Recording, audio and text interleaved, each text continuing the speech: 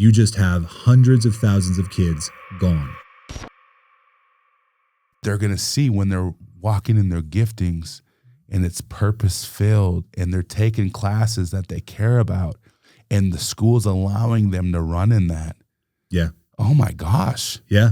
Yeah. And it'll be interesting. And again, as you kind of outline that model, how crazy can we get? Yeah. Can we make it like, do we want to make it like college? Do we want to say Absolutely. like a high school campus that a kid's like, you know what, I'm going to do virtual from 8 to 9 Yep. and I'm going to sleep in and I'll catch up with that class later. Yep. But then show up on campus from 9 to 10 for math because it's really difficult. Yep. And then from 10 to 11, they have lunch. You can go wherever you want. Yeah. Come back at 11 and you have welding. Right. And welding's 11 to 1. It's a longer class because you need more time to dive into your material.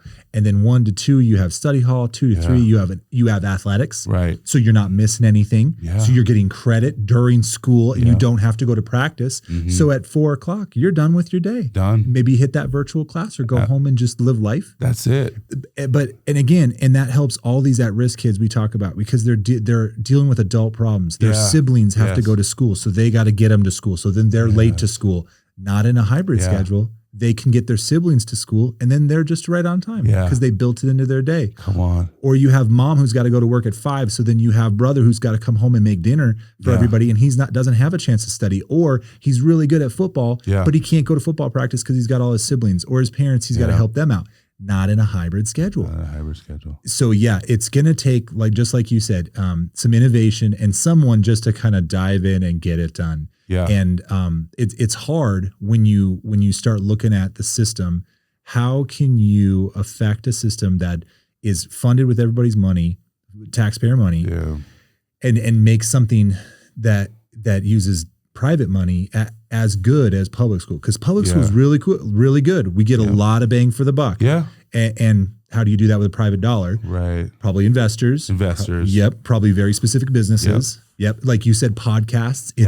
It's businesses getting creative and employing kids to come down and say, hey, we're going to have a podcast. I want you to shadow my media guy and you're going to learn how to do this. And then in a year, I'm going to call you and you're going to come do this for me. Yeah. Yeah. I've already talked to my schools. I may potentially get podcast equipment. Cool. And each school will do their own podcast. I love it. Yeah. Next year. So we're in the works of that. But again, it's allowing those people, like just recently I had a kid, Nolan Horniker. You know him? Yeah. I just had him on a podcast. His episode came out last week. Okay. And it's just like, look, he's 18 years old and just, getting ready to graduate. But it's like, I see him on here. I'm like, wow, like that's the type of opportunities these kids need to know that they have.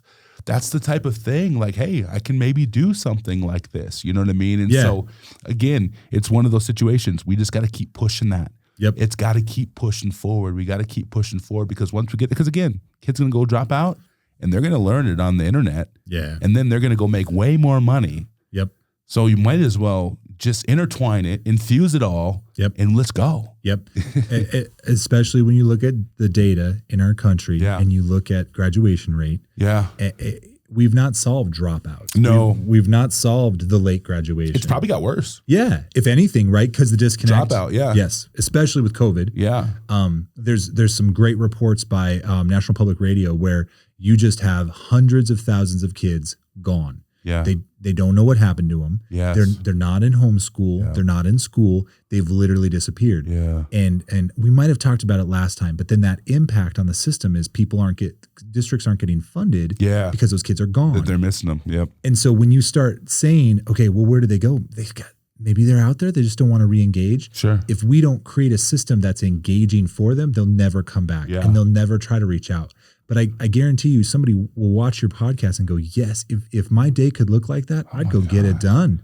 And you have these 18, 19-year-olds who they need 20 credits. They're never going to come back because they can't get it done. No. But they might come back to get a certification. Absolutely. And that's okay. Absolutely.